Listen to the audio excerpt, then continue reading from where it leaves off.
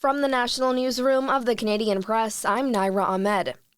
Canadian aid agencies say malnutrition and starvation is rampant among children in Gaza and the aid workers trying to help them. In the past 24 hours, Gaza's health ministry says 7 Palestinians have died of malnutrition-related causes, including a child.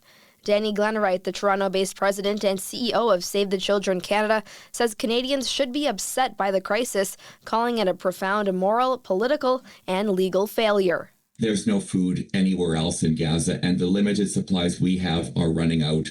And the trucks that are sitting on the border, thousands of them with these life-saving supplies, are not being allowed in at the scale that is required. And it's a calamity. Glenwright suggested Canada could do much more diplomatically and economically, noting how strongly the country mobilized to help Ukraine. In Gaza today, another 19 people were shot dead by Israeli forces as they crowded near a border crossing in hope of obtaining aid.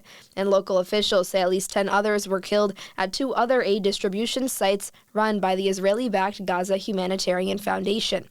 Israel's military says it was not aware of any fire by its forces in the area, as the foundation says nothing happened near its sites. A 44-year-old man has been arrested after a vehicle went through the front door of the RCMP headquarters in the Montreal suburb of Westmount. Officers say no one was injured inside the building, and Montreal police say the suspect has mental health issues and was possibly in crisis. The man presented himself a little bit earlier by foot, and at a certain moment went in his vehicle and approached the entrance of the RCMP headquarters. Police officer of the Police Montreal were not far from the event, and at a certain moment, the vehicle collided with the entrance. We're not talking about a high-speed collision, but he went slowly into the entrance, broke 2 windows of the main entrance. Terrorism is not considered a factor in the case. It marks the second incident at an RCMP office this week. On Monday in Alberta, officers shot a person in the parking lot of the Strathcona detachment outside of Edmonton after allegedly noting what appeared to be a firearm. Wildfire smoke from the prairies has prompted special air quality statements and warnings across the country. Environment Canada has issued air quality warnings for parts of the Northwest Territories, Saskatchewan, Manitoba, and Ontario, forecasting extremely high levels of air pollution.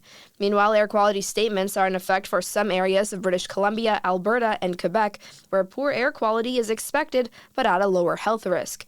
Areas with the poorest air quality were largely contained in the northern parts of Ontario, Manitoba, and Saskatchewan. And the Weather Agency has also issued a dozen severe thunderstorm watches across British Columbia as the province continues to fight 146 active wildfires. This is the Canadian Press. In sports, the Toronto Blue Jays beat the Kansas City Royals 4-2 this afternoon at the Rogers Centre. It's a heavyweight CFL bout tonight when the 5-2 Montreal Alouettes host the 6-1 Saskatchewan Roughriders. Also, the Edmonton Elks host the Hamilton Tiger Cats tonight at Commonwealth Stadium. Canadian teenager Victoria Mboko seeks a 4th-round upset of top seed American Coco Gauff at the Women's National Bank Open tennis tournament in Montreal. And Canada's Summer McIntosh took the bronze medal in the 800-meter freestyle at the World Swim Championship in a 3-way duel to the finish. The Toronto teenager was in a 3-way fight to the finish against Olympic champion Katie Ledecky of the U.S. and Lonnie Pallister of Australia.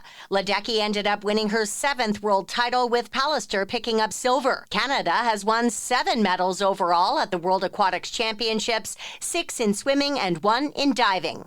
Lisa Laporte, The Canadian Press. From the Canadian Press, I'm Naira Ahmed. Thanks for listening. Don't forget to follow and subscribe. For more of today's top stories, visit thecanadianpressnews.ca.